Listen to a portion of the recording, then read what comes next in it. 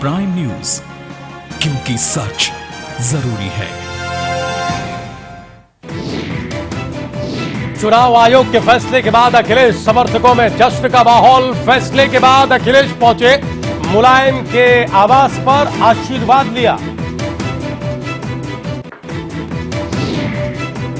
UP Uttarakhand के लिए BJP ने पहली सूची जारी की। उत्तर प्रदेश के लिए 149 उम्मीदवार, उत्तराखंड के लिए 64 उम्मीदवारों के नामों का ऐलान किया। बागी नेताओं को पार्टी ने टिकट देने में तवज्जो दी। उधर ऋषिकेश में कांग्रेस उपाध्यक्ष राहुल गांधी ने प्रधानमंत्री मोदी पर निशाना साधा। कहा, पीएम मोदी करते हैं गरीबी की राजनीति, लेकिन गरीबों के साथ नहीं दिखते। नोटबंदी का फैसला देश को बर्बाद करने वाला। राहुल के उत्तराखंड दौरे से पहले ही उत्तराखंड कांग्रेस को जोर का झटका लगा। हरीश रावत सरकार में मंत्री यशपाल आर्या बीजेपी में शामिल हुए, टिकट पाने में भी कामयाब रहे। और संसद सत्र के शुरू होने के पहले आरबीआई का बड़ा फैसला। अब एटीएम से 4,500 की जगह निकल पाएंगे 10,000 रुपए। एक हफ्ते में सेविंग अकाउंट से निकाल पाएंगे 1 लाख रुपए।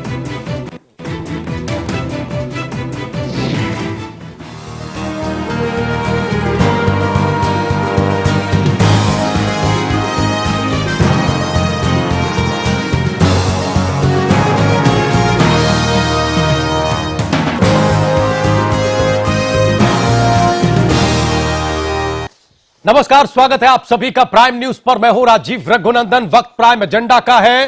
टीपू ही सुल्तान है और हर बार की तरह हिंदुस्तान की सियासत में पुत्र ने पिता को पटखनी देने का काम किया है। कुश्ती के खिलाड़ी रहे मुलायम सिंह यादव के साथ उनके बेटे ने ऐसा चरखा दांव खेला कि पहले पिता सियासी लड़ाई हार गए और फिर न्यायिक लड़ाई हार गए। मुलायम हो सकता है कि अपनी इस हार पर दुखी हो, लेकिन बेटे की जीत का भी गुमान उनके दिल के कोने में जरूर होगा। सत्ता की लड़ाई की खातिर शुरू हुआ झगड़ा परिवार की लड़ाई में तब्दील हुआ और परिवार के झगड़े ने पिता और पुत्र को सामने लाकर खड़ा कर दिया। नतीजा यह हुआ कि पार्टी टूट गई। पार्टी की टूट जब चुनाव आयोग पहुंची, तब चुनाव आयोग ने अखिलेश को पार्टी का सही हकदार ठहरा दिया। फैसला अब से 1.5 घंटे पहले ही आया है, लेकिन नेताओं की बात सुनकर ऐसा लग रहा है जैसे इस फैसले के बाद अखिलेश में सत्ता वापसी की ललक तेज हो गई है और कहीं ना कहीं वो अपने भीतर ये तय भी कर चुके हैं। लेकिन ये तय है कि ये काम वोटर करेंगे। बहरहाल इस फैसले के बाद बेटा अखिलेश पिता के घर उनसे मिलने पहुंचा और इसी बीच ये भी खबर आ गई कि मुलायम गुट ने अपने समर्थन में नेताओं का समर्थन पत्र दिया ही नहीं था। सवाल यह है कि क्या यह कोई सियासी साजिश तो नहीं थी जो टीपू को सुल्तान बनाने के लिए रची गई और जिसका शिकार नेता से लेकर कार्यकर्ता और यहां तक कि मीडिया भी हो गया। आज उन कार्यकर्ताओं के दिल पर क्या बीत रही होगी जिन्होंने मुलायम सिंह यादव के पीछे पूरा जीवन झंडा उठाकर, लाठी उठाकर बिता दिया। और जैसे ही मुलायम के घर की नई पीढ़ी की सत्ता में दखल मजबूत हुई, वैसे ही मुलायम को रियासत की सियासत से बेदखल कर दिया गया। क्या अब सपा, जो आधिकारिक रूप से अखिलेश की हो चुकी है, वो मुलायम को अपनाएगी या फिर पिता और चाचा को रुखसत कर दिया जाएगा? क्या सपा और कांग्रेस के बीच अब गठबंधन का ऐलान होगा? अखिलेश बिना पिता के कितने बलवान होंगे? क्या मुस्लिम वोटर अखिलेश के पीछे खड़ा हो जाएगा या फिर वो मुलायम के पाले में ही जाएगा या कोई तीसरी जगह तलाशेगा? ऐसे बहुत सारे महत्वपूर्ण सवाल हैं जो आज के प्राइम एजेंडा में होंगे।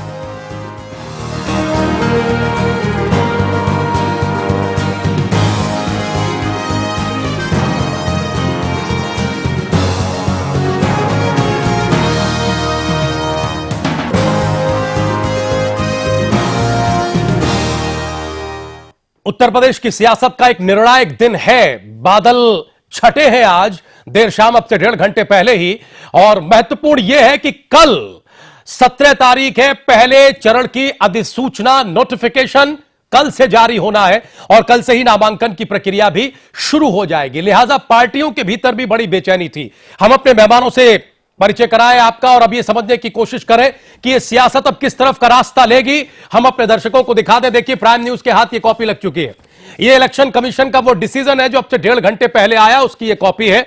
अंडर सेक्रेटरी है भारत निर्वाचन आयोग में NT भूटिया उनके दस्तखत और उनकी स्टैंप इस पर है, इसमें बहुत सारी बातें लिखी हुई है, लेकिन मोटे तौर पर जो स्थिति है वो हमने आपके सामने रखी, प्राइम न्यूज ने आपके सामने रखी कि असल समाजवादी पार्टी अखिलेश यादव की, और चूंकि असल समाजवादी पार्टी अखिलेश यादव की, लिहाजा ऑटोमेटिकली जो चिन्ह है पार्टी का वो भी अखिलेश यादव का। एक बात जो साफ हुई, बाकी विश्लेषण में और साफ होगा कि मुलायम सिंह यादव की तरफ से कोई हलफनामा नहीं दिया गया था।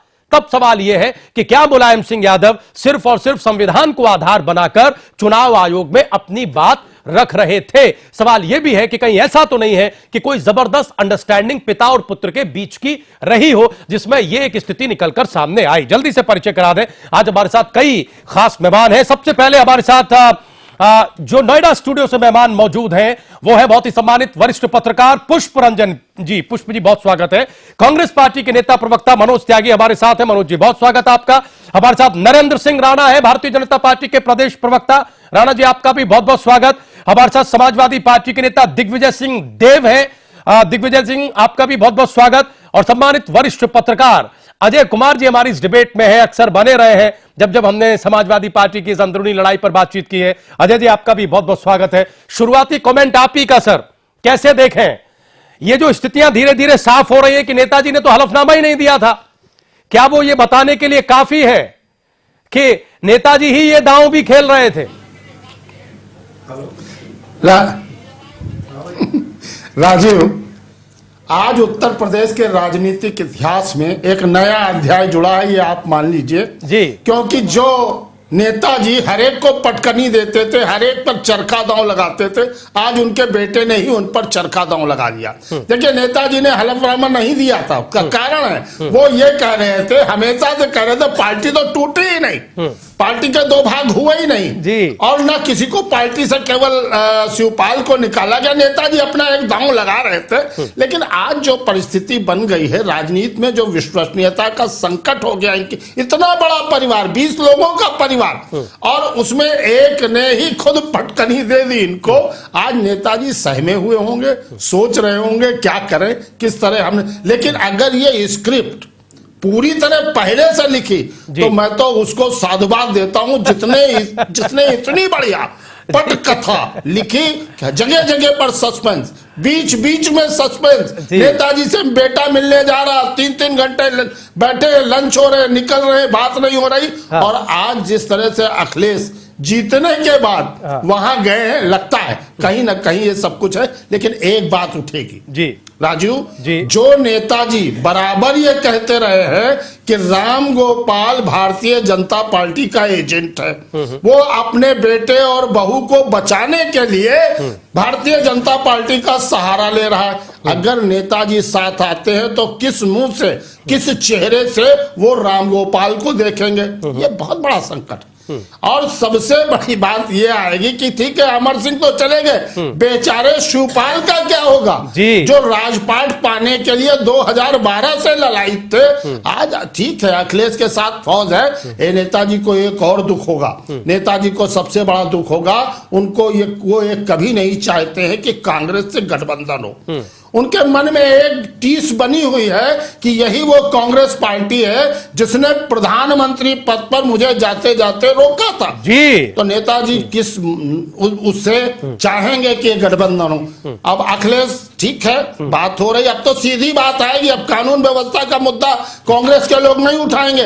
आप आज आरएलडी के लोग किसानों की बात नहीं उठाएंगे, अब कहेंगे सांप्रदायिक ताकतों को रोकने के लिए, सांप्रदायिक शक्तियों को रोकने के लिए हम एक गठबंधन बना रहे हैं। तो कानून का मुद्दा भी पीछे चला जाएगा, किसानों का मुद्दा चला जाएगा, बिजली का मुद्दा चला जाएगा। आप अच्छी तरह जानते हैं सर, दुर्भाग्य हमारे प्रदेश का कि हम मुद्दे तो काफी पीछे चले ही गए, यह मुद्दे काफी पीछे चले गए। अब उम्मीद ये करनी चाहिए कि आने वाले दिनों में मुद्दे कम से कम मुख्य भूमिका में आए।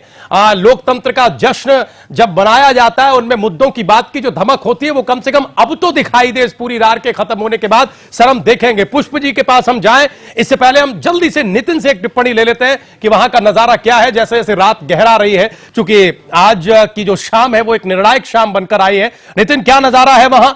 सीएम क्या आशीर्वाद लेकर वापस आ गए हैं या अभी तक नेताजी के साथ ही मौजूद है? खबर यह भी आई थी कि वहां शिवपाल यादव भी मौजूद थे। अब क्या कुछ पक रहा है? अभी अजय जी भी कह रहे थे से यही सवाल कि शिवपाल यादव का क्या होगा, शिवपाल यादव को लेकर अब नेताजी क्या सोचेंगे, वगैरह वगैरह। बिल्कुल, देखिए राजीव जी, मैं आपको बताना चाहूंगा कि मुख्यमंत्री अखिलेश यादव अभी 5 विक्रमादित्य मार्ग यानी मुलायम सिंह यादव के आवास में मौजूद हैं। और एक बात मैं आपको और अपडेट कर दूं कि कल राष्ट्रीय अध्यक्ष के तौर पर अखिलेश यादव ने कल सुबह 10 बजे पार्टी दफ्तर में एक अहम बैठक बुलाई है और सभी कार्यकर्ताओं को उस बैठक में बुलाया गया है। साथ ही साथ जो सबसे महत्वपूर्ण ये भी है कि मुलायम सिंह यादव को उस बैठक में आमंत्रित किया गया है, साथ ही साथ शिवपाल सिंह यादव को उस बैठक में आमंत्रित किया गया है। और ये अखिलेश यादव की बतौर राष्ट्रीय अध्यक्ष समाजवादी पार्टी की पार्टी दफ्तर में ये पहली बैठक है। और इस वक्त जो नजारा है मुख्यमंत्री आवास के बाहर वो बिल्कुल होली और दिवाली से कम नहीं, क्योंकि तमाम सारे कार्यकर्ताओं को बार बार अंदर से अपील की जा रही है कि मुख्यमंत्री अखिलेश यादव सवेरे पार्टी दफ्तर में मिलेंगे। लेकिन उसके बावजूद जो कार्यकर्ता हैं वो इतने उत्साहित हैं कि वो मुख्यमंत्री आवास छोड़ने को बिल्कुल भी तैयार नहीं। हालांकि इन सबके बीच में अखिलेश यादव ने कल सवेरे 10 बजे पार्टी दफ्तर में एक बैठक बुलाई है जिसमें मुलायम सिंह यादव और शिवपाल यादव को भी आमंत्रित किया गया है। हालांकि नितिन, आपके पीछे इंटरेस्टिंग है कि अब देखिए डिंपल यादव के पोस्टर और फोटो लेकर भी लोग बाहर निकलने लगे हैं। और अगर आप खुद नजर पीछे घुमाएंगे तो एक समर्थक है जिनके हाथ में डिंपल यादव का पोस्टर है। यह पोस्टर समर्थकों के हाथ में होना भी कुछ कहानी बता रहा है कि अब समाजवादी पार्टी की सियासत किस रास्ते की तरफ बढ़ रही है। हम उस पर विश्लेषण करेंगे। अक्सर विश्लेषण में थोड़ा समय कम पड़ता है। नितिन, आप बने रहिए, हम आते हैं एक बार जरा हम पुष्प जी की टिप्पणी ले लें। पुष्प जी, क्या अब समाजवादी पार्टी की सियासत एक नए रास्ते पर चल पड़ी है? इन तमाम झंझावातों के बाद अंततः वो रास्ता ले रही है या फिर अभी कुछ और मोड़ बाकी हैं? क्योंकि उलझा तो परिवार ही है। शिवपाल यादव क्या करेंगे? अजय जी भी अभी ये सवाल उठा रहे थे। नहीं, अजय जी ने बहुत वाजिब सवाल उठाया है कि उनके राजनीतिक भविष्य का क्या होगा। लेकिन शिवपाल यादव चुपचाप बैठे रहेंगे ये भी मुझे नहीं लगता है कि वो चुप बैठेंगे। कुछ ना कुछ जो पार्टी के भीतर जो उनकी लॉबी के लोग हैं खुराफात तो करेंगे, शांत बैठेंगे नहीं। दिन में अमर सिंह इस पूरी शतरंज के एक मोहरे अमर सिंह ने जिस तरह से डिक्लेयर कर दिया कि हम तो लंदन जा रहे हैं, पहले ही ट्रीटमेंट मेरा हो रहा था जी, तो एक तरह से लग रहा था उनकी कश्ती से जो लोग एक एक करके जो निकल रहे हैं उसमें अमर सिंह सबसे बड़े खिलाड़ी थे, एक तरह से रचना करने वाले। और अगर आप कह रहे हैं कि चुनाव आयोग में इन्होंने दावा उस तरह से नहीं किया था तो ये स्क्रिप्ट फिर किस तरह से लिखी जा रही थी? कपिल सिब्बल को एक तरह से वकील के तौर पे वहां पर पेश होना, मीडिया को मुखातिब होना, वो तमाम चीजें लग रहा है जैसे कि ये स्क्रिप्ट पहले से ही, जैसे आज दिन में जो डेवलपमेंट बहुत तेजी से हो रहे थे कि नेम प्लेट लगा दिया जाना पार्टी के दफ्तर में लखनऊ में, तो ये सब चीजें शुरू सुबह से ही लगता था कि हो चुकी थी, तो क्लियर कि ये होना है, मतलब कि ये स्पष्ट था कि अब मार्गदर्शक बन के ही रहेंगे मुलायम सिंह। पार्टी में किस तरह से शिफ्टिंग का एक मुहर जिस तरह से लगनी थी वो शाम तक चुनाव आयोग की तरफ से लग गई। अब आगे क्या होगा? आज देखिए किस तरह से कांग्रेस के दिन में प्रवक्ता जिस तरह से बयान दे रहे थे, उनके लिए राज्य में अपराध या जो भी चीजें जो बेईमानी हुई या प्रशासनिक बेईमानी, ये सब मुद्दा नहीं था, मुद्दा नोटबंदी था। लेकिन सरकार भी अपनी तरफ से दाव खेलने में, केंद्र सरकार पीछे नहीं हटी। आज जिस तरह से उन्होंने डिक्लेयर किया कि हम एटीएम में पैसे उसका बढ़ाने जा रहे हैं, 4.5 बढ़ाने जा रहे हैं, तो ये भी एक कार्ड है एक तरह से कि नोटबंदी को जितनी जल्दी हो उसे डायल्यूट कर दिया जाए, उसका असर खत्म कर दिया जाए, बिल्कुल चीजें सामान्य बनाई जाए। सियासत का हर दांव उत्तर प्रदेश के चुनाव में खेला जा रहा है। जो जहां जैसे फंसाए वहां से उभरने की तैयारी पुष्प जी कर रहा है। देखिए हमारे साथ दिग्विजय सिंह देव है, हमारे साथ मनोज त्यागी है, हमारे साथ राणा जी है। हम उन सबके पास आना चाहते हैं लेकिन चूंकि सवाल कुछ कुछ जेहन में आ जाते हैं। अजय जी, क्या हम ये माने कि समाजवादी पार्टी में ये जो झगड़ा था ये निर्णायक अंत तक पहुंच गया है और अब इसकी परिणति हो गई है, या फिर हम इसमें कोई नया मोड़ देखेंगे? क्योंकि हम 2-3 चिंताएं हमारी ये हैं कि जो सुनील सिंह है एक लोक दल के अध्यक्ष, उनसे नेताजी की बैठकें हुई हैं। नेताजी ने अभी भी ये स्वीकार नहीं किया है, नेताजी की खेमे की तरफ से खबरें ये आती रही कि हम चुनाव लड़ेंगे, अलग सिंबल पर लड़ेंगे, हम कैंडिडेट उतारेंगे। क्या अब नेताजी की तरफ से क्या? ठीक है, अखिलेश को स्थापित करने वाला एक फैसला आ गया, लेकिन क्या वो फैसला पिताजी स्वीकार कर लेंगे और अब इस फैसले में ही सबकी भलाई समझेंगे, या फिर नेताजी अब अपने अस्तित्व के लिए, अपने राजनीतिक कद के लिए, शिवपाल यादव के लिए या दूसरे लोगों के लिए एक अलग किस्म की राजनीति शुरू करेंगे? क्या राजीव, सबसे बड़ी बात यहां पर यह है कि नेताजी निर्णय क्या लेते हैं, नेताजी क्या सोचते हैं। नेताजी बहुत दूर की सोचते हैं। कभी कभी उनके मन में एक चीज तो आज भी बची है कि अखिलेश चाहे जितना बढ़ जाए, इस माहौल में जिस तरह से उन्होंने ट्रंप चला है नेताजी ने, कि मुस्लिम जो है ये मुस्लिम विरोधी है अखिलेश के लिए, यहां तक कह दिया। आज कहा अखिलेश के राज में मुसलमान जो है वो आज ही कहा जी, आज ही सुबह उन्होंने कहा है कि अखिलेश जो है उनके राज में मुसलमानों पर वो नहीं। फिर एक बता दे, एम और वाई फैक्टर आज भी नेताजी के साथ है, उतना अखिलेश के साथ नहीं है। तब इन परिस्थितियों में नेताजी भी ये सोचेंगे कि कैसे कांग्रेस का गठबंधन हो, कैसे वो कांग्रेस के गठबंधन को रोकें। या सबसे बड़ी समस्या उनकी अखिलेश, जिसको वो कहते थे तो हनुमान है, ये अगर पार्टी से अलग हो गया तो आधी पार्टी टूट जाएगी। आज नेताजी की वो बात भी गलत साबित हुई है। अब वो कैसे करेंगे, क्या करेंगे, ये तो समय बताएगा। लेकिन आज भी अगर वो नेताजी किसी तरह आशीर्वाद दे देते हैं अखिलेश को, तो कल जब दूसरे दल के लोग ये पूछेंगे कि राम गोपाल के बारे में आपकी क्या प्रतिक्रिया है, तब उनको क्या जवाब देना होगा। राम गोपाल के परिवार के बारे में पूछेंगे, क्या जवाब देंगे नेताजी, ये सोचने वाली बात है। और जब कांग्रेस के बारे में लोग उनसे सवाल करेंगे, भाषण करने जाएंगे कि आप कांग्रेस को क्या क्या कह रहे थे, 27 साल यूपी बेहाल की जो बात कांग्रेस ही करते थे, वो अब इनके साथ जाकर के इन 4.5 वर्षों का और पिछले 5 वर्षों के बारे में क्या कहेंगे, ये सारी चीजें हैं। लेकिन इतना है कि राजनीति में जो मुद्दे होने चाहिए वो मुद्दे इस बार नहीं उठेंगे। विकास की बात नहीं होगी। केवल और केवल बिहार और उत्तर प्रदेश में जब भी चुनाव होते हैं तो जातिवाद, संप्रदायवाद, भाषावाद, क्षेत्रवाद, ये चीजें सामने आ जाती है। 2014 का जब चुनाव हुआ तो जब पश्चिमी उत्तर प्रदेश से हुआ तो मुजफ्फरनगर ही आगे आ गया था। ये सारी चीजें हैं। इस बार भी हम दिग्विजय जी के पास जाना चाहते हैं, लेकिन उससे पहले हम राणा जी को शामिल करेंगे इस डिबेट में। अखिलेश जी जिसको चाहते हैं। जी जी राणा जी, हम ये देखिए आज भारतीय जनता पार्टी ने सूची जारी की है, वो सूची हमारे पास है इस वक्त। अब सवाल ये है कि सूची जारी हो ही रही थी, तकरीबन 20 मिनट ही हुए थे कि ये बड़ा डिसीजन आ गया। पहले तो एक टिप्पणी ये बताएं कि समाजवादी पार्टी को लेकर चुनाव आयोग ने जो डिसीजन दिया है, क्या उससे अब प्रदेश की जो सियासी फिजा है वो साफ हो रही है? क्या अब ये अंदाजा लगाना आसान है कि चुनाव में किन किन का मुकाबला कैसे कैसे होने जा रहा है? क्या बीजेपी अब अपने सही अपोनेंट को पहचान पा रही है?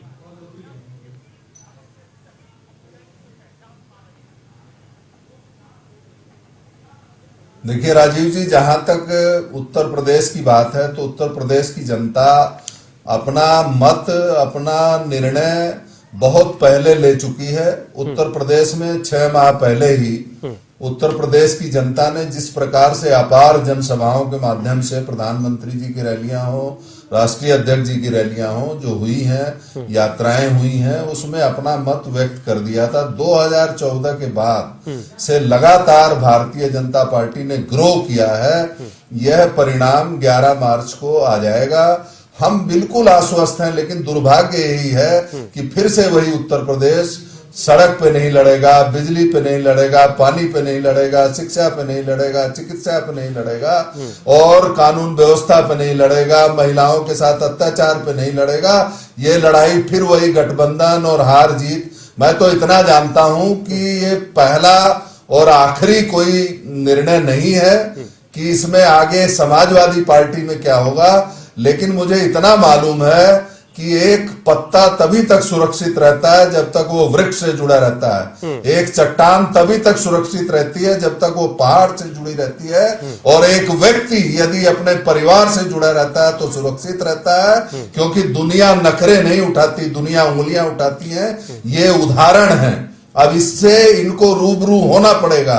और उत्तर प्रदेश के अंदर रिश्तों से बड़ी राजनीति हो गई। उत्तर प्रदेश के अंदर हमने ये देख लिया कि राजनीति के लिए बाप बेटे का नहीं, बेटा बाप का नहीं, कौन जीता कौन हारा, लेकिन उत्तर प्रदेश में एक नई समस्या खड़ी हो गई कि मुद्दों से ध्यान जनता का हट जा रहा है। अब इनसे हिसाब लिया जाएगा। अब वो समय समय पर देखते हैं आगे किस तरह से ऊंट किस करवट बैठता है। जी, हम आपकी बात पर टिप्पणी ले लें। वैसे हम चूंकि आपकी सूची हमारे सामने है, ये हम लेकर बैठे हैं जो आज पहले चरण की जो सूचियां जारी की हैं, इस पर एक सवाल जो हम करना चाहते हैं वो ये कि जो रोल ऑफ डेवलपमेंट है, जो मॉडल ऑफ डेवलपमेंट है, वो राणा साहब इस सूची में कम से कम नहीं दिखता। इस सूची का अगर विश्लेषण करें तो उसमें भी यही दिखता है कि बीजेपी ने भी उसी सेट पैटर्न पर फॉलो किया है। बीजेपी भी जब टिकट बांटती है तो अपने टिकट बंटवारे में उस एजेंडे को फोकस नहीं करती है जो वो सार्वजनिक मंचों से कहती है। आप जैसे तेज तर्रार प्रवक्ता डिबेट में रखते हैं, हम देखते हैं कि संगीत सोम, इसके अलावा अजीत पाल त्यागी, उधर राणा साहब, ये वो ऐसे नाम हैं जिन पर दांव लगाना बीजेपी की मजबूरी है, क्योंकि उसको अपनी छवि भी बचानी है। हम इस सवाल पर आएंगे, लेकिन पहले जो आप कह रहे हैं कि पत्ता जब जड़ से पेड़ से हट जाता है तो उसकी जो स्थिति होती है, उस पर हम जरा दिग्विजय जी का जवाब ले लें। दिग्विजय जी, क्या ऐसी स्थिति है? दुनिया नखरे नहीं उठाती, उंगलियां उठाती है। जो इशारा है राणा जी का, क्या आप समझ रहे हैं कि अब उंगलियां उठने की शुरुआत होगी? नखरे उठने का तो पटाक्षेप हो गया। चलिए, बहुत बहुत धन्यवाद देना चाहूंगा। हमसे बड़े भी हैं भाई साहब, इतना हितैषी हैं, हमें नहीं पता था कि आप इतना दिल से हमारे लिए इतने हितैषी हैं। एजेंडा क्या था? आपने जो बात शुरुआत की तो इस बात को मैं फिर से शुरू करूंगा। सारा मामला समाजवादी पार्टी में कौमी एकता दल के विलय से शुरू हुआ था। लोग इसको स्ट्रेटजी बोले। अगर ये पहले से तय था तो कल आप जान रहे हैं, कल की तारीख से नोटिफिकेशन का डेट शुरू हो जाएगा जी। आप कोई भी पार्टी इतना बड़ा रिस्क नहीं ले सकती कि जो है 17 तारीख तक आदमी इसी में उलझा रहे और ये सब करता रहे और कोई तैयारी ना कर पाए। देखिए, ये लड़ाई थी साजिश करने वालों के खिलाफ, ये लड़ाई थी उनके खिलाफ, ये लड़ाई नेताजी के खिलाफ नहीं थी। ये वो लोग थे जो साजिश करके आदरणीय अखिलेश यादव जी को पीछे धकेलना चाह रहे थे। ये वो लोग थे जो समाजवादी पार्टी को आदरणीय अखिलेश यादव जी के नेतृत्व में सरकार नहीं बनना देना चाह रहे थे। ये वो लोग थे जो कहते थे, वो चाहते थे सांप्रदायिकता हावी हो जाए उत्तर प्रदेश के अंदर। विकास के एजेंडा हमारे लिए पहले था, है और आने वाले चुनाव में भी रहेगा। उसके पीछे बहुत बड़ा कारण है। जो मेट्रो हमने लखनऊ में चलाई, हमारी तमाम शहरों में प्रस्तावित है। विकास हमारे पहले से हमारे एजेंडे में है। जो एक्सप्रेस वे हम आगरा से लखनऊ लाए हैं, वो लखनऊ से बलिया तक पहले से प्रस्तावित है, उसका काम भी स्टार्टेड है, शुरू हो चुका है। उस पर जमीनों का अधिग्रहण हो रहा है। जो काम हम वरुणा नदी के लिए कर रहे थे, जो काम हम गोमती नदी के लिए कर रहे थे, हम गांवों में जो समाजवादी पेंशन बांट रहे थे, हमारे काम पहले से ही विकास, हमारा जो काम थे पहले से ही विकास के ऊपर केंद्रित थे और विकास ही हमारा एजेंडा है। ये हमारा दुर्भाग्य है कि इस तरह की परिस्थितियां पैदा हुई। बिल्कुल हम आदरणीय नेताजी के आदर्शों और विचारों से ये अच्छी बात है, अच्छी बात है कि आप इस बात को मान रहे हैं कि ये दुर्भाग्य है। मैं नहीं कहता, सिर्फ आप ही का नहीं दिग्विजय जी, आप ही का नहीं, प्रदेश का भी दुर्भाग्य है कि विकास इस प्रदेश के एजेंडे पर कभी नहीं आ पाता, या जो बड़े मुद्दे हैं प्रदेश के वो नहीं आ पाते। दसियों बार अजय जी ने, पुष्प जी ने और भी पत्रकारों ने हमारी डिबेट में ये बात कही, हमारी डिबेट में ये बात कही। अच्छी बात की बात की, आपने सड़क की बात की, आपने सड़क की बात की। उत्तर प्रदेश को और पूरे देश को सबसे बड़ा एक्सप्रेसवे दिया हमारी सरकार ने। नहीं, ठीक है, हम देखिए पूरे देश में सबसे बड़ा जिन मूल मुद्दों को लेकर टकराव हुआ, लखनऊ से बल्ले पसा, ये विकास का एजेंडा नहीं है क्या? दिग्विजय जी, जिन मूल मुद्दों को लेकर टकराव हुआ, ये विकास का एजेंडा नहीं है। जिन मूल मुद्दों को लेकर टकराव हुआ, हम तो उन पर आना चाहते हैं आज के लिए। अब आपके सरकार ने जो किया और आगे क्या होगा उस पर तो एक लंबी डिबेट होगी, सिलसिला चलेगा। ये बताइए कि क्या अब कौमी एकता दल का जो विलय है वो खत्म कर दिया जाएगा? क्या अंसारी बंधुओं को पार्टी से बाहर किया जाएगा? क्या अतीक अहमद की टिकट काटी जाएगी? अब कम से कम जबकि चुनाव आयोग की स्टैंप लगी है, क्या अब बतौर राष्ट्रीय अध्यक्ष अखिलेश यादव अपनी इस छवि की चिंता करेंगे? ये बताइए। बिल्कुल बिल्कुल बिल्कुल।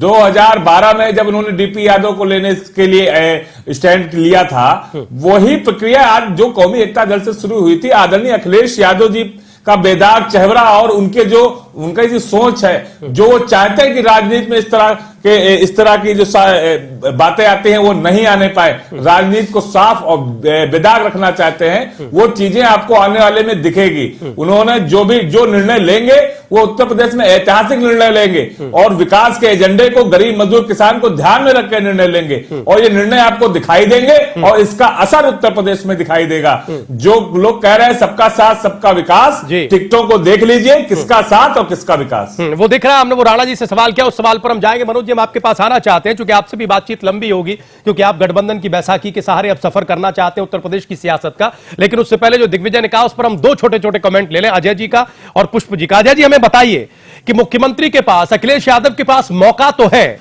आज चुनाव आयोग की स्टैंप लगने के बाद, चुनाव आयोग से ये डिसीजन आने के बाद, लेकिन क्या ये खतरा चीफ मिनिस्टर अखिलेश यादव उठाएंगे? क्योंकि अगर वो ये खतरा नहीं उठाते हैं तो उस छवि को बड़ा धक्का लगेगा। आज मौका है अखिलेश यादव के पास, लेकिन क्या यह खतरा उठाने की हिम्मत भी है? क्या कौमी एकता दल का विलय कैंसिल होगा? क्या अफजाल अंसारी या बाकी लोग पार्टी से बाहर होंगे? क्या अतीक अहमद जैसे तमाम आपराधिक छवि के लोगों का टिकट काटा जाएगा? देखिए, निश्चित रूप से राजीव, अगर ये नहीं करेंगे, ये खतरा उठाना पड़ेगा उनको, क्योंकि आए इसी बल पर है। झगड़ा ही कौमी एकता दल के विलय को लेकर ही शुरू हुआ, जब उसी पर लेकर के बलराम यादव को हटाया गया था उससे।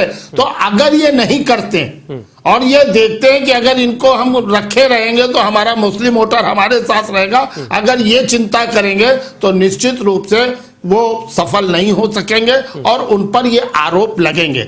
लेकिन अब जब नेताजी अगर बात साथ आते हैं, नेताजी कुछ करते हैं, बातचीत करते हैं, तो सोचना पड़ेगा उनको कि हम किस तरह से करें। राजू, एक छोटी सी चीज याद आ गई है बीच में। आज नेताजी के बारे में जब मैं बात कर रहा था तो एक व्यक्ति ने और मैंने भी कहा कि नेताजी ने कोई भी ऐसा राजनीतिक मित्र नहीं होगा जिसके बेटे को आगे न बढ़ाया हो। चौधरी चरण सिंह के बेटे अजीत सिंह को लाने का काम नेताजी ने किया, चंद्रशेखर के बेटे को राजनीति में नीरज शेखर को लाने का काम उन्होंने, कल्याण सिंह के बेटे को मंत्री बनाने का काम राजू को नेताजी ने किया, मोहन सिंह की बेटी को राज्यसभा भेजने का काम नेताजी ने किया, ब्रजभूषण तिवारी के बेटे आलोक को राज्यसभा भेजने में उनका दर्जनों लिस्ट है। बेनी के बेटे को, रेवती रमन सिंह के बेटे को, नरेश अग्रवाल के बेटे को, मित्रसेन यादव के बेटे को, इतने बेटों को आगे बढ़ाने वाला नेता आज अपने बेटे से परेशान हो गया। ये बहुत कुछ नेताजी सोच रहे होंगे कि हमने इतनों को बढ़ाया और अपने बेटे से ही पीछे रह गए। समय है, लोग पूछेंगे भी, अखिलेश से भी पूछेंगे कि क्या तुम अपने बाप के नहीं हो पाए तो हमारे प्रदेश, ये भी सवाल लोग पूछेंगे। ऐसा नहीं है राजीव, लेकिन ये समय का इतिहास जब लिखा जाएगा, पिता पुत्र का नहीं है। जी जी, दिग्विजय जी आएंगे, दिग्विजय जी आएंगे, यहाँ उलझ में दिग्विजय जी आएंगे, दिग्विजय आएंगे। देखिए, अजय जी ने एक उदाहरण रखा, नहीं वो अजय जी ने एक उदाहरण रखा, भावनाओं का बलात्कार मत करिए। नहीं, कोई भावनाओं का बलात्कार नहीं कर रहा है। नहीं, जो अजय जी ने रखा वो तथ्यपरक बात है। अपने हर मित्र के वो फैक्चुअल है। हम दिग्विजय जी आएंगे, लेकिन एक कमेंट मौका है, ठीक है? नहीं, दिग्विजय जी आएंगे तो आदरणीय अखिलेश यादव जी तुरंत क्यों गए थे नेताजी के पास? नहीं आएंगे, हम आएंगे। हम जरा पुष्प जी की बात सुन ले। पुष्प जी, मौका तो है, लेकिन क्या उस मौके का सदुपयोग अखिलेश यादव कर पाएंगे? क्योंकि यहां एक कश्मकश भी है। आज ही नेताजी ने एक लाइन दे दी है कि अखिलेश यादव मुस्लिम विरोधी हैं। अब सवाल यह है कि कहीं ऐसा ना हो कि नेताजी सरेंडर न करें, नेताजी अलग सिंबल से चुनाव लड़े किसी और दल के साथ, वहां वो मुस्लिम वोट को पाले पोषे और अतीक अहमद और बाकी सारे लोग उनके साथ जाएं और फिर इस बात का प्रचार बड़े लेवल पर हो कि देखिए आज भी मैं ही आपका मसीहा हूं। देखिए, इसी वजह से अखिलेश यादव गए मिलने के लिए भी। दो चीजें उन्हें उतारनी थी। जैसे भी एक तो ये कि बेटे बाप का नहीं हुआ, तो ये बार बार ये बताना चाहते हैं कि बेटा चाहे बाप माने ना माने, मैं तो उनके दरवाजे पर बराबर जाता रहूंगा, आशीर्वाद लेता रहूंगा। एक दूसरा, मुस्लिम वाला जो बयान आज नेताजी ने दिया दिन में, उस बयान के भी दूसरे पहलू थे जिनको काटने के लिए भी, जैसे जहर को काटता है, तो ये दिखाने गए कि आप जो कुछ भी कहें मैं उसका खंडन नहीं करता हूं, लेकिन मैं आपके पास फिर भी उसके बावजूद मैं आपके पास आया हूं और आपसे आशीर्वाद ले रहा हूं। एक दो चीजें और मैं सुन रहा था और देख रहा था, जिस तरह से परिवार की बात उठा रहे थे कि बाप बेटे का नहीं हुआ, ये नारा जिस तरह से बीजेपी दे रही है, तो वहां भी इसी तरह से गुरु चेले का नहीं हुआ, चेला जो है गुरु का नहीं हुआ। सॉरी, राजनीति चीज ही सर ऐसी है। यहाँ आडवाणी कोई जी किसी का आपके नहीं गुरु होता। थे और आडवाणी जी का अपने यहाँ घाट सर्वोपरि ठिकाने लगाया। सत्ता होती है और जी, सत्ता के लिए सारे खेल हाँ, होते तो हैं। इसीलिए वो गुरु गोविंद दो खड़े वाली बात नहीं है। यहाँ जिस सत्ता जब सामने जी। है तो ना बाप बेटे का है ना वो चीजें खत्म है एक तरह से। एक्सप्रेस वे जिस तरह से बहुत बड़ा आप दिखा रहे हैं कि एक्सप्रेस वे बहुत बड़ा काम हुआ है। एक्सप्रेस वे थोड़ा सा साउथ की तरफ जाएं, दक्षिण के राज्यों में जाएंगे तो देखेंगे कि किस तरह से वहां पर काम हुआ है सड़कों का। और कभी वो चुनाव में बहुत ज्यादा उसका बवंडर और बहुत बड़ा गुब्बारा नहीं फुलाया जाता है। एक्सप्रेस वे यमुना जो एक्सप्रेस वे दिल्ली आगरा वाला एक्सप्रेस वे है, उस पे जितने लोग मरते हैं साल में, शायद पूरे यूरोप में और अमेरिका में लोग मतलब 10 साल में नहीं मरे होंगे। तो आप इस तरह का एक्सप्रेस वे बना रहे हैं जिसमें कोई सुरक्षा नहीं है। और अभी जिस एक्सप्रेस वे को आप दे रहे हैं नारे की तरफ, चुनाव में भुनाना चाहते हैं, अभी तो पूरा बना भी नहीं है एक तरह से एक्सप्रेस वे। अभी वो तो उस तरह से आपकी चालू भी नहीं हुआ। तो आपकी राजनीति का जो एक्सप्रेस वे है थोड़ा तेज चल रहे हैं, थोड़ा सा जमीन पे आइए और देखिए कि क्या हो रहा है। लेकिन समानता ये है कि इनके राजनीतिक एक्सप्रेस वे पर भी एक्सीडेंट उतने ही तेज हो रहे हैं। इतने ही तेज हो कब रहे हैं। क्या हो आप जाए, भी तो कहना चाह रहे हैं कब express क्या way हो बना जाए नहीं कुछ है। पता नहीं चल रहा है। दिग्विजय जी आ रहे हैं, जरा मनोज त्यागी जी देखिए, इनका भी बनता है क्योंकि कांग्रेस पार्टी को भी बड़ी आस है। 27 साल बेहाल थोड़ा जल्दी शुरू कर लिया था, अब पता नहीं कहां है मनोज त्यागी जी। देखिए अतीक अहमद साहब हमारे साथ जुड़ गए। अतीक अहमद साहब बहुत स्वागत है प्राइम न्यूज पर। सर ये जो डिसीजन आया अतीक साहब, इसके बाद क्या कहेंगे? नहीं, अब डिसीजन पे कुछ कहने के लिए बचा नहीं है। और मैं समझता हूं कि ये डिसीजन सुप्रीम कोर्ट में भी चैलेंज नहीं हो पाएगा जी, इसलिए कि इलेक्शन प्रोसेस जब शुरू हो जाता है तो कोर्ट दखल नहीं देती, ठीक बात। और इलेक्शन प्रोसेस शुरू हो चुका है तो लिहाजा इसमें कोर्ट की भी गुंजाइश नहीं है। तो अब ये इलेक्शन आयोग का जो फैसला है इसको सबको तो मानना ही है। नहीं अतीक साहब, हमारा सवाल ये कि पहले जब भी आपसे बात होती रही है, अतीक अहमद के लिए एक ही नेता रहा है हमेशा, वो थे मुलायम सिंह यादव। अब चुनाव आयोग की स्थिति ये है। बात आपसे सुनिए, मैं समझ गया आप कहना क्या चाह रहे हैं। हाँ, मतलब अखिलेश यादव अब राष्ट्रीय अध्यक्ष है अतीक अहमद के या नहीं है? मैं आपसे का सवाल समझ रहा हूँ जी। देखिए, फिर मैं कह रहा हूँ कि हमारे नेता मुलायम सिंह यादव जी हैं, लेकिन मुख्यमंत्री के तौर पर और आगे चल के, आज मैंने किसी टीवी में मेरी नजर पड़ी थोड़ी देर पहले जी, तो किसी का बयान चल रहा था कि आने वाले टाइम में प्रधानमंत्री हैं। तो वो चाहे मुख्यमंत्री हो चाहे प्रधानमंत्री हो, उसकी नजर में उसकी ख्वाहिश हमारी अखिलेश जी है। अच्छा। और अभी मैं आपका डिबेट भी सुन रहा था, एक्सप्रेसवे की बात कर रहे थे आप लोग जी। तो बात देखिए खाली एक्सप्रेसवे की नहीं है, बात ये है कि 42 साल उम्र है अखिलेश जी की जी। अभी उनको कम से कम 30 साल तो राजनीति, सक्रिय राजनीति करना है। बिल्कुल ठीक बात है। पढ़े लिखे नौजवान इंजीनियर आदमी है जी। तो मानी बात है कि तेजी उनके अंदर है। और हम लोग उनके एक्सप्रेसवे से प्रभावित नहीं है, बल्कि हम उनकी मेहनत से और डिसीजन लेने में जो तेजी है जी, या जो रुकावट आ रही थी, उस रुकावट को जिस तरीके से संघर्ष करके अखिलेश जी ने हटाया है, हम इसके भी कायल हैं। जी अतीक जी, देखिए एक सवाल हम लेना चाहते हैं और ये इस सवाल का जवाब आपको बड़ी जिम्मेदारी से देना चाहिए। हम थोड़ा खुलकर ये सवाल रखना चाहते हैं। अब तक जो भी मुख्यमंत्री की छवि है, उस छवि में ये बात सामने आ रही है कि अतीक अहमद जैसे नेताओं की विचारधारा उसके आड़े आती है। हमारा सवाल यह है कि आने वाले दिनों में अतीक अहमद की राजनीति क्या होगी? क्या अतीक अहमद मुख्यमंत्री के साथ चलेंगे सारी चीजों को एक साथ पीछे छोड़कर, या फिर दोनों में कहीं दिक्कत आएगी, दोनों के रास्ते कहीं अलग अलग होंगे? ये बताइए। आपको फटाफट बता दिए कि आधे मिनट का जवाब चाहिए कि 1.5 मिनट का? नहीं, आधे मिनट का, लेकिन concrete sir, to the point. देखिए, नहीं उसमें मैं कोई फालतू बात नहीं करता। हम एक बात कहना चाहते हैं कि मैं 5 मरतबा एमएलए रहा, 4 दफे मैं आजाद एमएलए चुना गया, ठीक है। लेकिन हमेशा समाजवादी पार्टी के साथ रहा, मुलायम सिंह यादव जी के साथ रहा। उस वक्त मुख्यमंत्री जी पढ़ाई कर रहे थे। हमारा कहने का मकसद ये है कि हम लोगों ने पार्टी नहीं बनाया, कभी अलग नहीं हुए, आजाद होके भी हमेशा साथ दिया, सिर्फ इसलिए ठीक कि हम लोगों की सोच समाजवादी सोच है, हमारी विचारधारा ही समाजवादी है, इसलिए वोट का डिवीजन ना हो। नहीं अतीक साहब, तो आपकी उम्मीद क्या है? आपको जवाब मैं दे रहा हूँ। नहीं अतीक साहब, आपकी उम्मीद क्या है कि जो साथ आपने दिया, जो साथ आपने पार्टी को दिया निर्दलीय विधायक रहते हुए भी। आपका मैं जवाब दे रहा हूँ, आपका जवाब मैं दे रहा हूँ। हाँ। देखिए, अखिलेश हमारे आंख के तारे हैं और इन छवि बड़ी कीमती चीज होती है। इमेज जो है बड़ी कीमती चीज होती है, जल्दी से बनती नहीं है। अगर अखिलेश जी के छवि पे हमारी वजह से डेंट लग रहा है, बिल्कुल ठीक, तो हम दो वजह से जी, एक अखिलेश जी पे कोई डेंट न लगने पाए और दूसरी बात सेकुलर वोट का बंटवारा न होने पाए, हम अपने आप को पीछे हटाने के लिए तैयार हैं। फासिस्ट फोर्सेस को रोकने के लिए ये बहुत छोटी सी कुर्बानी है। मैं 5 दफे विधानसभा बैठ चुका हूँ। नहीं, बड़ी बात कह रहे हैं आप। नहीं अतीक साहब, बड़ी बात कह रहे हैं कि अगर छवि आड़े आएगी तो अतीक अहमद विड्रॉ करने को तैयार है, हटने को तैयार है। फोर्सों को रोकने के लिए बहुत छोटी सी कुर्बानी है भाई है। अच्छा, फिर ये बताइए कि अतीक अहमद फिर करेंगे क्या फिर निर्दलीय चुनाव लड़ेंगे? नहीं, अब देखिए, ये सवाल अभी जल्दीबाजी का है। अच्छा, इसका जवाब 2-3 दिन में ले लीजिएगा। आप तो हमको मौका देते रहते हैं। आप जरा दोस्तों से बात कर लें। बहुत ख्वाहिशमंद हम चुनाव लड़ने के नहीं है। हाँ, मैं ख्वाहिशमंद हूँ पार्लियामेंट लड़ने का। अच्छा, मतलब आप विड्रॉ भी कर सकते हो सकता है कि विधानसभा का चुनाव अतीक अहमद न लड़े पार्टी हित में। नहीं, मैं सांसद भी रह चुका हूँ, मैं 5 दफे विधायक रह चुका हूँ, मैंने लोकसभा भी देख लिया है, विधानसभा भी। अच्छा, एक सवाल और अतीक साहब, एक सवाल और, हमें पता है कि आज आप जवाब देने के मूड में है। ये बताइए कि अगर नेताजी ने कोई अलग पार्टी बना ली या किसी पार्टी का सिंबल नेताजी ने ले लिया और नेताजी ने अपने कैंडिडेट उतारे, तो क्या अतीक अहमद नेताजी के साथ जा सकते हैं? ये बड़ा खतरनाक सवाल आपका है। हेलो, शिवपाल और ये इसके जवाब में हम लोग लखनऊ जा रहे हैं।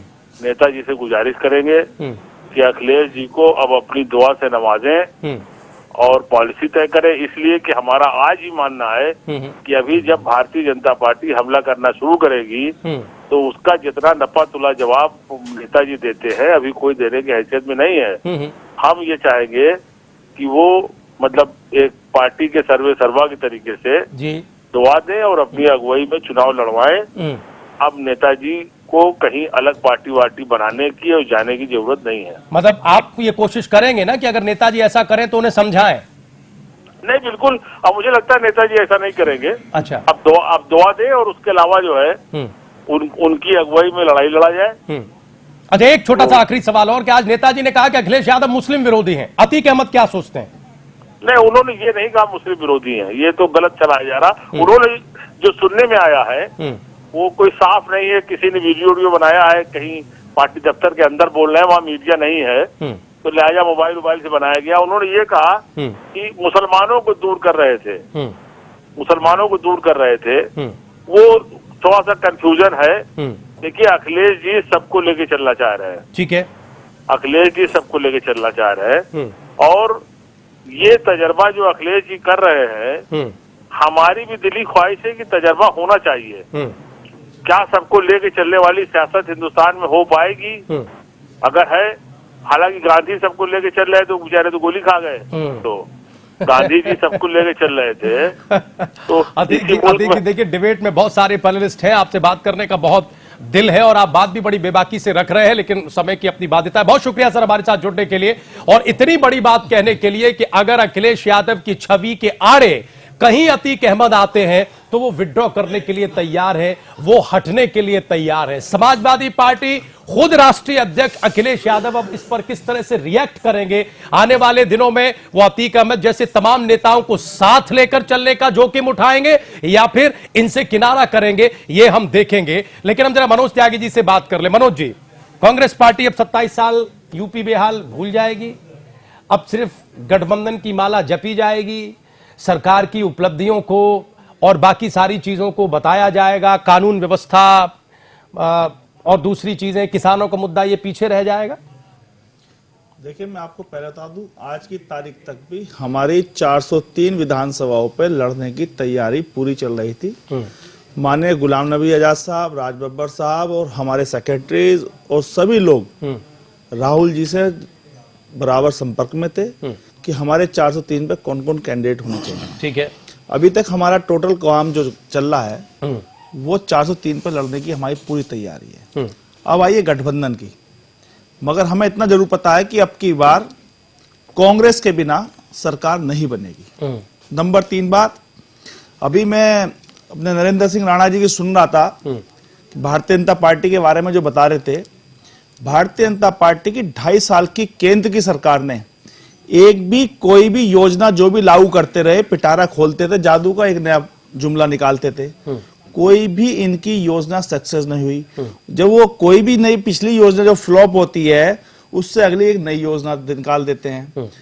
नतीजा ये निकला है कि नोटबंदी इतना बड़ा प्रकरण हो चुका है, पूरा किसान में एक मिनट देखिए, आप पूरा जंप किसान बर्बाद, आप जंप करके किसान केंद्र बर्बाद पर हो चले गया है। नहीं, आप जंप करके केंद्र पर चले मैं वही बता रहा हूं, सुनिए बताऊंगा। नहीं, हमें ये एक बार बताइए उसका कि उदाहरण क्या नहीं क्या गुलाम नबी आजाद साहब या राज बब्बर और 403 पर चुनाव लड़ने की तैयारी, क्या ये बात ये बताने के लिए काफी है कि अब कोई गठबंधन नहीं, चाहे समाजवादी पार्टी का कुछ भी हो जाए? नहीं, मैं इस बात को ये नहीं कह रहा हूं, या ये बात सिर्फ अपने को ढकने के लिए ले रहे हैं कि आज तक की स्थिति ये है, कल कुछ भी हो जाए?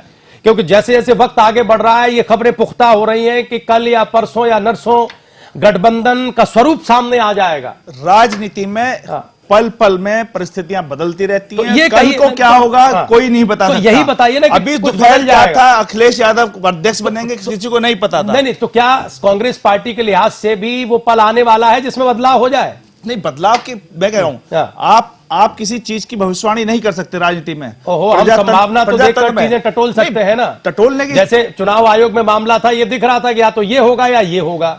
कांग्रेस पार्टी के लिहाज से क्या स्थिति है कि अब ये होगा या ये होगा? देखिए, आप गठबंधन में जाएंगे या नहीं जाएंगे, ये बताइए सर, क्योंकि आज जनता दर्शक ये जानना चाहते। एक स्थिति तो साफ हो गई, अब कांग्रेस की स्थिति भी जल्दी साफ हो जाए तो दर्शकों को समझने में थोड़ी आसानी हो, हमें पुष्प जी अजय जी के पास जाने में आसानी हो। कांग्रेस की स्थिति में अभी भी कह रहा हूं आपसे कि कांग्रेस की स्थिति 403 पर लड़ने की पूरी तैयारी है। अखिलेश जी क्योंकि अब अध्यक्ष बने हैं, अखिलेश जी की तरफ से कोई प्रस्ताव आता है, आपके अजीत सिंह जी की तरफ से आता है, उस पर विचार किया जा सकता है। ऐसा नहीं है आप लोगों को कोई दिलचस्पी नहीं प्रस्ताव लेकर जाए? सबसे बड़ा दिलचस्पी हमारी किस संविधान हो सकती है, का हमें सम्मान करते हैं और जन समर्थन का उन्होंने सदैव सम्मान किया है, और उन्हीं के आशीर्वाद से माननीय मुख्यमंत्री श्री अखिलेश यादव जी समाजवादी पार्टी का ये चुनाव लड़ेंगे और पुनः उत्तर प्रदेश के मुख्यमंत्री बनेंगे। समाजवादी पार्टी क्या गठबंधन के साथ चुनाव में जाएगी? समाजवादी पार्टी का शुरू से सिद्धांत रहा है कि हम धर्मनिरपेक्ष ताकतें जहां भी रहेंगे, सांप्रदायिक शक्तियों को हटाने के लिए हम धर्मनिरपेक्ष ताकतों का सम्मान करेंगे। हम इसकी घोषणा को कब तक देख सकते हैं, ये गठबंधन की घोषणा? इसके बारे में हमारे राष्ट्रीय अध्यक्ष श्री अखिलेश यादव जी बताएंगे। चलिए, अब इस बात पर मोहर लग गई। अखिलेश खेमे के प्रदेश अध्यक्ष हैं, लेकिन अब वो समाजवादी पार्टी के प्रदेश अध्यक्ष कहे जाएंगे, चूंकि चुनाव आयोग ने अखिलेश यादव के गुट को ही असली समाजवादी पार्टी मान लिया है। मनोज जी, हम ये सवाल बार बार आपसे इसलिए पूछ रहे हैं क्योंकि रामगोपाल यादव की प्रतिक्रिया जैसे ये डिसीजन आया उसके 10 मिनट बाद आई। उन्होंने कहा कि अंतिम फैसला राष्ट्रीय अध्यक्ष लेंगे, लेकिन मैं ये चाहता हूं कि ये हो और जितना जल्दी हो जाए अच्छा है। आप लोगों की तरफ से अभी तक ये कोई बात सामने नहीं आ रही है, ऐसी दुविधा क्यों है? नहीं, हमारे यहाँ कोई दुविधा नहीं है। हमारे यहाँ दुविधा जो भी उन्होंने भी कहा है, हम भी कह रहे हैं, आज परिस्थिति इतनी होती है, प्रदेश की नहीं पूरे देश की हालत खराब हो गई है, किसान परेशान है, नौजवान हाँ, नहीं, आप लोग साथ आ सकते हैं। सरकार बिहार का क्या होगा? सरकार है उस पर 27 साल यूपी बिहार का क्या होगा? उसके बाद हम बताते हैं उस पर क्या होगा। जब सरकार में शामिल अगर हम होंगे तो शामिल होंगे तो हमारी शर्तें होंगी। 27 साल जो यूपी बिहार किसान होगा, हम किसान का कर्जा माफ नहीं बताएं, किसान का भी कर्जा माफ होगा, बेरोजगारी दूर की लड़ाई होगी, लॉ एंड ऑर्डर हमारी प्राथमिकता होगी, और इस देश के अंदर कितनी प्राथमिकता होगी त्यागी जी? ये तो सीटें तय करेंगी कि कौन कितनी सीटों के साथ उत्तर प्रदेश की विधानसभा में बैठ रहा है। सर, कभी कभी परिस्थितियां, एक सीट भी बहुत महत्वपूर्ण होती है। उसके देश के अंदर जब अटल बिहारी वाजपेयी की सरकार थी, लोकतंत्र के अंदर, प्रजातंत्र के अंदर सिर गिने जाया करते हैं। तो क्या एक वोट की भी उतनी महत्ता होती है और एक सीट की भी होती है। उसी तरह की परिस्थिति नहीं, मैं कह रहा हूं नहीं, हमारी स्थिति, हमारी जो स्थिति है, जो हमारी सोच है, राहुल गांधी की कोई सोच ये नहीं है कि हमें सरकार बनाने के लिए कहीं भी जाना है। हमें प्रदेश की जनता के लिए, किसान के लिए, नौजवान के लिए, बेरोजगारी की लड़ाई के लिए, जो भारतीय जनता पार्टी ने पूरे प्रदेश को तबाह और देश को तबाह कर दिया है, उसकी लड़ाई लड़ने के लिए हम सांप्रदायिक उत्तर प्रदेश को किसने तबाह किया? उत्तर प्रदेश को किसने तबाह किया? उत्तर प्रदेश को तबाह किसने किया? जो नोटबंदी हुआ है उसका सबसे कानून व्यवस्था ने उत्तर प्रदेश को तबाह नहीं किया। कानून व्यवस्था से भी बड़ी कानून व्यवस्था पता है, किसानों की बदहाली के लिए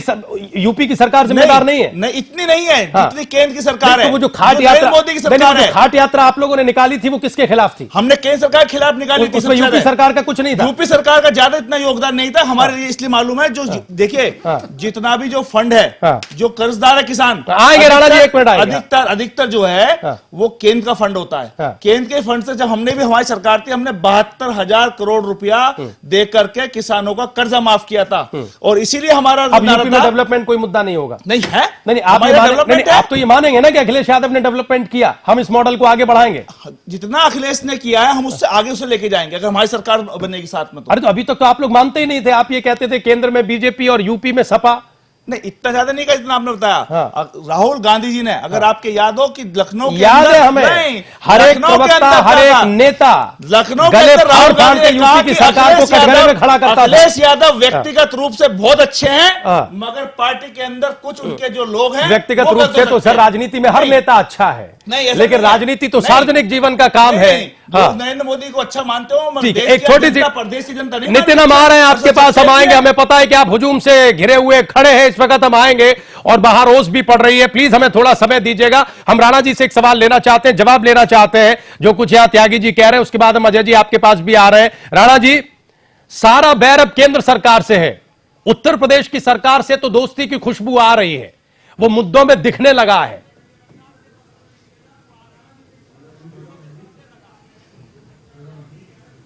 देखिए राजीव जी, ठंडा चूल्हा पतीली खाली, क्या मनाए कांग्रेस होली और दिवाली।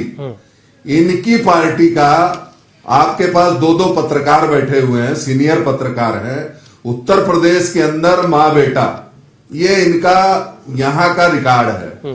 अब ये कह रहे हैं कि 403 सीटों पर ये लड़ेंगे नोटबंदी के विरोध में। इनको बदलते हुए भारत के नौजवान की चीजें नहीं पता है कि आज देश के अंदर नरेंद्र मोदी जी ने जो परिवर्तन 20 साल पहले जो नोटबंदी होनी थी उसको 20 साल बाद क्यों किया। आतंकवाद, नक्सलवाद, अराजकता, काला बाजारी, ये हमारा देश को जो खाए जा रही थी, जो खून चाटे जा रहा था इस देश को, जो फेक करेंसी, जो सैनिकों के सर काट के पाकिस्तान ले जाता था और उन सैनिकों के सर के बदले ये बेईमान लोग बिरयानी खाते थे जाके वहां। आज पाकिस्तान की हैसियत नहीं है क्यों भारत की सेना की तरफ आवाज उठाए, क्योंकि भारत की सेना ठीक है, हमें जरा जी के पास आने दीजिए। राणा जी, ठीक, ये देश के लिए निर्णय था, ये किसी के विरोध में निर्णय नहीं था। हमसे बात करेंगे, ठीक। अरे हमारी विचारधारा, आपकी हमारी विचारधारा, जमीन और आसमान का फर्क है। भारत की विचारधारा, हमारी विचारधारा, पहले अपने आप इस देश की विचारधारा, हो गया, हमारी विचारधारा चलेगा, अभी तो ये 1.5 महीने चलेगा, हो गया। आप वो अपने आप को हिंदू 400 लाख करोड़ रुपए विदेश संबंध करते हैं, हम क्यों नहीं करेंगे वाले लोग हैं, उधर मत जाइए, बहुत सारा बवाल निकला है, बिल्कुल करते हैं। पुष्प जी, बहुत सारा बवाल निकल पड़ेगा अगर उस तरह चलेगा, कौन एक्सपोर्ट करता है, कौन क्या करता है। ठीक है त्यागी जी, हो गया त्यागी जी, आंदोलन कर रहे थे, हो गया वो जो ठीक, हो गया त्यागी जी, पार्टी के लोग, बस हो गया त्यागी जी। हमें जरा पुष्प जी के पास जाने दीजिए, अजय सर आ रहे हैं हम, और नितिन आपके पास भी आ रहे हैं। राणा जी, हो गया प्लीज सर, हो गया, हमें तो जरा आज जो स्वरूप दिख रहा है उस पर बात करने दीजिए। पुष्प जी, ये कंट्राडिक्शन तो चालू होने लगा, इसकी खुशबू तो आने लगी। एक बड़ी खबर दर्शकों को दे दें कि मीडिया से बात करते हुए कांग्रेस पार्टी की सीएम कैंडिडेट शीला दीक्षित ने आज ये कहा है दिल्ली में कि हमें अखिलेश यादव का नेतृत्व स्वीकार करने में कोई दिक्कत नहीं है। यह बड़ी खबर आ रही है कांग्रेस पार्टी के लिहाज से। शीला दीक्षित ने मीडिया से बातचीत में दिल्ली में यह कहा है कि हमें अखिलेश यादव का नेतृत्व स्वीकार करने में कोई दिक्कत नहीं है। मतलब शीला जी अपनी दावेदारी को वापस लेने की शुरुआत कर चुकी है इससे पहले कि गठबंधन की कोई औपचारिक घोषणा हो। पुष्प जी, अब आप सर अपनी बात कहिए। नहीं, यही संकेत है एक तरह से, ये पहले से ही आप देखिए कि जिस तरह से डिंपल यादव और प्रियंका गांधी की एक तस्वीर दिखाई गई थी, कल दिखी थी, कई बड़ी चर्चा उस पर रही, तो उस तस्वीर पे भी चर्चा थी। कपिल सिब्बल का चुनाव आयोग में खड़ा होना और एक तरह से यहाँ पर जो सूरत बन रही है वो लग रहा है कि सीधा सीधा वो स्क्रिप्ट पहले से तैयार थी, लेकिन उनका क्या होगा जिनको 2 साल से आप तैयार कर रहे थे। 400 जो कैंडिडेट आपके थे कांग्रेस के, और आपकी बीजेपी की 14 साल का वनवास उनका, और कांग्रेस का ठीक उससे डबल 28 साल का, एक तरह से मान के चलिए जी। तिवारी जी थे तब से।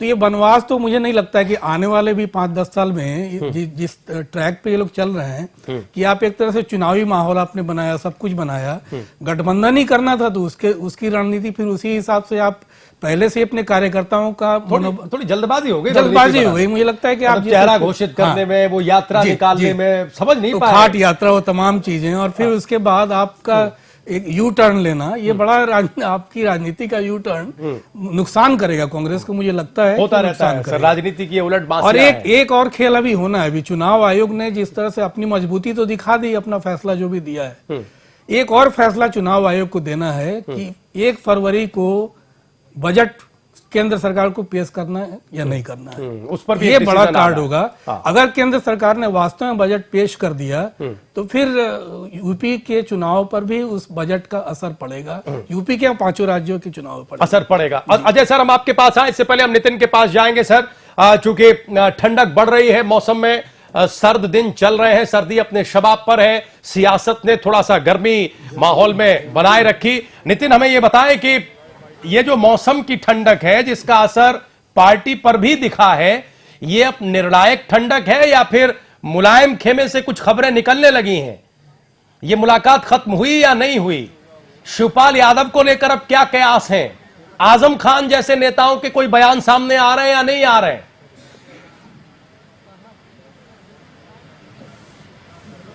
बिल्कुल, देखिए राजीव जी, आपके सवालों का जवाब देने से पहले मैं एक बात का जिक्र करना चाहूंगा कि मुलायम सिंह यादव अक्सर इस बात का जिक्र करते हैं कि वो देश के रक्षा मंत्री रहे और देश की सीमाएं जो हैं सुरक्षित नहीं, लेकिन शायद उनके घर की सीमाएं सुरक्षित नहीं रही, उनके बेटे ने ही उनके घर में आकर के सेंधमारी कर ली और उनकी ही कुर्सी छीन ली। तो ये एक सबसे बड़ा झटका रहा है मुलायम सिंह यादव के लिए, क्योंकि अक्सर वो इस बात का जिक्र करते आए हैं अंतर्राष्ट्रीय लेवल पर कि देश की सीमाएं सुरक्षित नहीं, लेकिन आज उनके घर की सीमाएं सुरक्षित नहीं है। रही बात आजम खान और शिवपाल सिंह यादव की, तो मुलायम सिंह यादव के आवास पर अभी भी मुख्यमंत्री अखिलेश यादव मौजूद है और उनके ठीक बगल का जो बंगला है 4 विक्रमादित्य मार्ग, वो वहीं उसी रास्ते से वो अंदर आ जाएंगे, क्योंकि सिक्योरिटी को जो है चेंज करा दी गई है और ये माना जा रहा है कि मुख्यमंत्री अखिलेश यादव सीधे तौर पर मुलायम सिंह यादव के आवास पर पहुंचते ही उनके पहुंचे और उनसे आशीर्वाद लिया है। दोनों ही थोड़ा भावुक थे, लेकिन बातचीत शुरुआती तौर पर नहीं हुई है। मुलायम सिंह यादव अलग कमरे में पहुंच गए थे, लेकिन अभी भी अखिलेश यादव जो है मुलायम सिंह यादव के आवास पर मौजूद हैं। और एक सबसे बड़ा जो अपडेट इस बात में यह है कि इस वक्त अखिलेश यादव के साथ डिंपल यादव मौजूद हैं, जो कि मुलायम सिंह यादव के आवास पर हैं, क्योंकि अक्सर ये देखा गया है कि डिंपल यादव बैकडोर से ही अखिलेश यादव का सपोर्ट करती आई हैं। लेकिन जिस तरह से खबरें आ रही हैं कि कांग्रेस से गठबंधन होगा, प्रियंका गांधी और डिंपल यादव जो है वो दोनों ही चुनाव मैदान में निकलेंगी। अब जब अखिलेश यादव की राष्ट्रीय अध्यक्ष के तौर पर ताजपोशी हो गई है, तो निश्चित तौर पर यह माना जा रहा है कि डिंपल यादव और प्रियंका गांधी दोनों की संयुक्त सभाएं उत्तर प्रदेश में होंगी। रही बात आजम खान की, तो आजम खान ने पहले भी ये कहा है कि वो एक सेतु के रूप में काम करना चाहते हैं, क्योंकि वो भी एक पुराने दौर के नेता हैं और इस बार आपको याद होगा कि उन्होंने रामपुर में जो स्वार सीट है वहां से अपने बेटे को उम्मीदवार बनाया है। तो कहीं ना कहीं उनके सामने भी पुत्र मोह जो है वो आड़े हाथों आ रहा है, लिहाजा वो भी अब विरोध करते नजर नहीं आएंगे। और दूसरी बात शिवपाल सिंह यादव की, तो उनको भी अपने बेटे को स्थापित करना, उनके बेटे अभी पीसीएफ के चेयरमैन हैं और इस बार जसवंत नगर या भरथरा सीट से चुनाव लड़ना चाहते हैं। और एक बात मैं आपको और बताना चाहूंगा कि मुख्यमंत्री अखिलेश यादव की जो सूची है उसमें आदित्य यादव का नाम है। ये एक सबसे बड़ी खबर है, क्योंकि शिवपाल यादव का भले ही वो विरोध कर रहे हो, लेकिन आदित्य यादव का उनकी ओर से नाम प्रस्तावित होना इस बात के संकेत हो रहे हैं कि समाजवादी पार्टी अब नई जोश के साथ नई पीढ़ी को आगे बढ़ाने की ओर बढ़ चली है।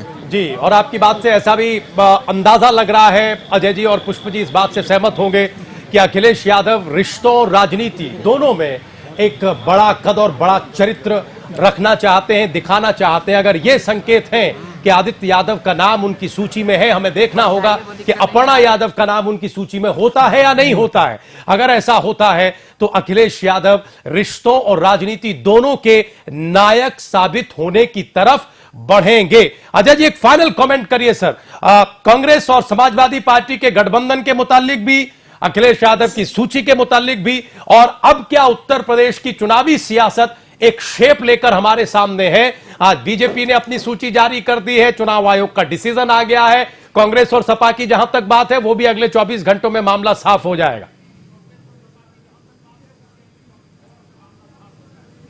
देखिए राजीव, कांग्रेस और अखिलेश का गठबंधन तो निश्चित है, क्योंकि बहुत पहले से ही ये चर्चा आ रही, अच्छे बेटे अच्छे लड़के, ये चर्चा बहुत दिनों से रही। वो अखिलेश जी राजीव जी को उनको राहुल को कहते हैं राहुल अखिलेश, वो बहुत दिनों से चल रहा है। लेकिन एक बात यह है कि ये सब अपना अपना वनवास काटने के फिक्र में है। बिहार में छोटे छोटे दल मिल करके अब वो सत्ता का सुख भोग रहे हैं। ठीक इनकी नजर भी देखिए, कांग्रेस की नजर तो 2019 के चुनाव पर है कि हम ये गठबंधन कर लेंगे तो हमको हो सकता है 2019 में सफलता मिले। लेकिन यहां भी वो सोच रहे हैं कि अगर अखिलेश के साथ हम गठबंधन कर लेंगे, 40 सीटों की जगह 50 मिल जाएंगी, 20 मिल जाएंगी, तो कम से कम उनके 2-2, 4-4, 5-5 विधायक वहां पहुंच जाएंगे। और अगर अखिलेश के नेतृत्व में सरकार बनती है तो कहीं ना कहीं उनको मंत्री पद का प्रतिनिधित्व मिल जाएगा। उनके ये जो वनवास है ये समाप्त हो जाएंगे। अब जहां तक अखिलेश की बड़े दिल दिखाने की बात है, निश्चित रूप से दिलाएंगे। इतना बड़ा युद्ध जीतने वाला व्यक्ति अब वो ये नहीं कहेगा कि हम अपर्णा यादव को टिकट न दें, हम अपने चाचा के बेटे को टिकट न दें। वो भाई भाई मिल करके वो नवयुवकों की एक टीम बना करके बल्कि अपने साथ मिलाएंगे। देखिए, मुलायम सिंह यादव ने जिन जिन लोगों को अखिलेश के साथ लगाया था, चाहे वो चौधरी साहब, वो अब नाम पूरा नहीं बताएंगे, लेकिन चौधरी जिन जिन को मुलायम सिंह यादव ने अखिलेश के साथ लगाया था, वो सब के सब राजेंद्र चौधरी जैसे लोग अखिलेश के भक्त हो गए और अखिलेश के खेमे में। अखिलेश बूटी सुहाना जानते हैं, वो अपने प्यार व्यवहार और अपने उस आचरण से लोगों को प्रभावित करते हैं। आज मीडिया को जितना ज्यादा अखिलेश ने किया है, वो शायद नेताजी के ही पद चिन्हों पर चले। ये स्थिति है तो अखिलेश निश्चित रूप से समय को समझते हुए अपना सामंजस्य स्थापित छोड़ दिया। एक पिता के तौर पर आज नेताजी को जरूर इस बात का फक्र हो रहा होगा क्योंकि पिता बेटे से हारना चाहता है। हमने ऐसा सुना है। बहुत शुक्रिया आप सभी मेहमानों का। पुष्प जी, मनोज त्यागी जी बहुत धन्यवाद। नितिन आपका बहुत शुक्रिया। दिग्विजय जी, राणा जी आपका बहुत बहुत धन्यवाद। अजय जी आपका बहुत बहुत शुक्रिया। हम आज यही रुकेंगे, लेकिन अब से थोड़ी देर बाद देखना मत भूलिएगा चुनाव की बात मोहसिन खान के साथ। देखिए, उत्तर प्रदेश चुनाव के दौर में है। हम चुनाव का हर एक रंग आप तक लाने की कोशिश कर रहे हैं। चुनाव की बात में भी हम कुछ उसी तरह के रंग लाएंगे जो आपको किसी और जगह देखने को नहीं मिलेंगे। एक बहुत छोटा सा ब्रेक और ब्रेक के उस पार चुनाव की बात मोहसिन खान के साथ।